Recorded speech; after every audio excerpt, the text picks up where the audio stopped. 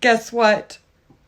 I've been using CharaChorder as my primary computer keyboard for a year now. A year! So I thought it would be really interesting to see where I am on a 10-word typing test with QWERTY versus CharaChorder. Because guess what? I haven't focused on speed at all with CharaChorder. It's just been my primary computer keyboard, and I type on it like as fast as I need to for basic computer tasks.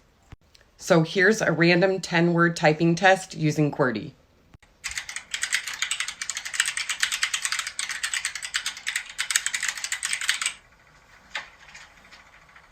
Okay, not bad.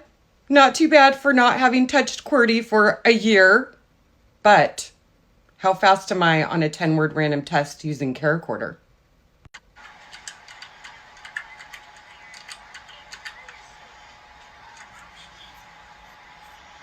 Are you kidding me? I haven't even focused on speed yet. Where would I be if I focused on speed? I'm gonna start focusing on speed now. There's no way I could ever reach that speed using QWERTY. No way. Not happening.